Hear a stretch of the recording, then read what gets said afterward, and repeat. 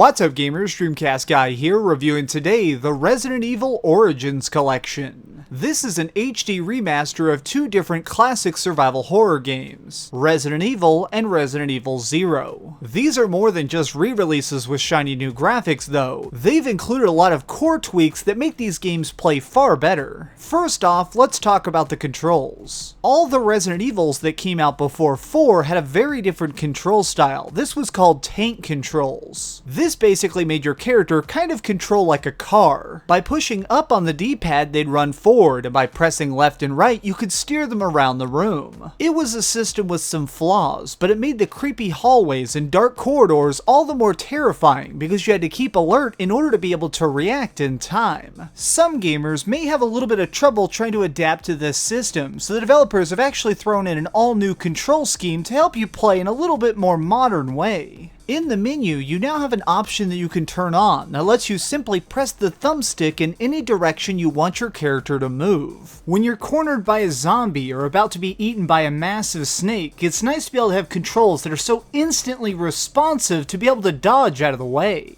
Just staying alive in these games can be a real challenge. Monsters are very hard to kill, and ammo is scarce. Even on normal difficulty, a simple rotting shambler can take 10 bullets to put down. If you only have 40 shots left in your backpack, you may quickly find yourself having to run from these undead foes in order to live long enough to make it to the next save area. It's a kind of horror that's rare these days. There's no jump scares, no checkpoints, and no easy fights. Just perfect, creepy situations and a damn good plot. Resident Evil and Resident Evil 0 have very different stories, environments, and even unique creatures that are trying to hunt you down, so let's take a look at each one in detail. 0 opens with Rebecca Chambers and her team being sent into the woods of Raccoon City to investigate a series of bizarre murders and reports of people gone missing. As they get close to the landing zone, their helicopter has engine trouble and is forced to make a crash landing. Seeing no other choice, the squad spreads out to try and find help and secure the area. While Rebecca is exploring, she comes across what appears to be an abandoned train. When she steps on board to look around, the doors shut and lock behind her, and the train begins to move down the tracks. She is now trapped on a vehicle that's taking her farther and farther away from the rest of her team, and even worse, this place isn't exactly safe.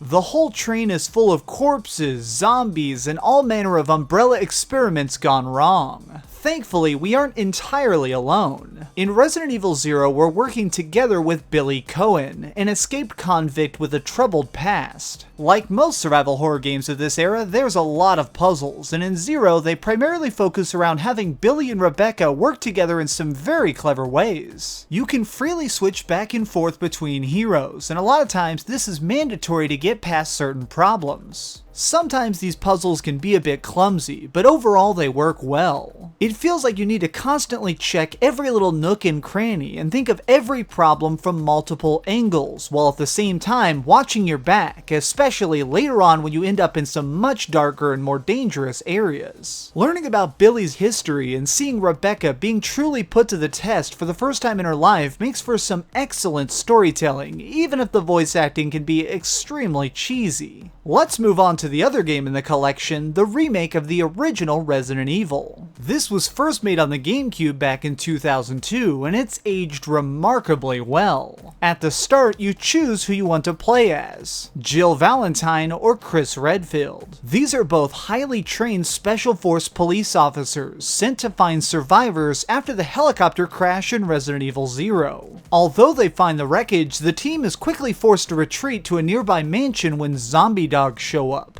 Unfortunately for them, this place is extremely deadly. Beneath this sprawling house is a network of labs, the birthplace of the T-virus, the cause of all the monsters that are wreaking havoc. This is a game all about spine-chilling subtlety. It leaves you alone to wander the hallways and try and find strange items that may be useful later. Say you find a golden arrow in a museum and you put it in your bag. Later on, you may stumble upon a gravestone that has a little angel holding an arrow that's missing its tip. By inspecting the relic in your inventory, you can remove the head, put it into the slot, and have this haunting underground passageway open up to you, revealing your next clue in what you're supposed to do. The primary fear of this game is from the unknown. You never truly know what's coming next, and because of it, you can never be fully prepared for what you're in for. One of the scariest elements of this game is that whenever you kill a zombie, it doesn't fade away. The body stays on the ground. If you leave it there, eventually it will actually get back up and be a super-powered monster called a Crimson Head. These are faster, stronger, and far more deadly than their original form. To prevent this from happening, you need to burn the bodies with your very limited supply of fuel. This adds a whole extra layer of creepiness to your exploration. Finding an interesting new item is great, but knowing that you have to backtrack and use it on a previous puzzle can fill you with dread because you have to hope that you burned every single body or a Crimson Head could be waiting. It's a brilliant balance of scares and anticipation that you can't help but love. Both of the games in this collection are fun, yet challenging. The updated graphics look fantastic, but one of the few drawbacks is that the cutscenes now look laughably bad. I also think they could have done a little bit better with these pre-rendered backgrounds. These are just small technical gripes that don't hold back the games from being awesome overall. As an added bonus, they've tossed in some extra costumes exclusive to these HD versions, along with some tough achievements and some rather devious, twisted secrets. Okay, so we've heard some good and some bad, but let's head over to the ratings board and put a big number on it.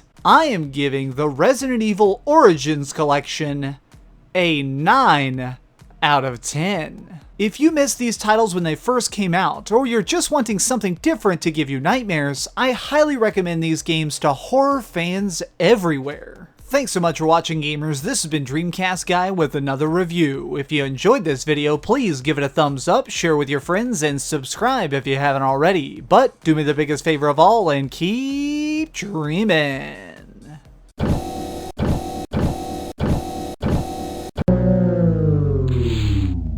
Thanks so much for watching. If you liked this video, maybe check out my last video. Please subscribe, and if you want, share this somewhere with your friends.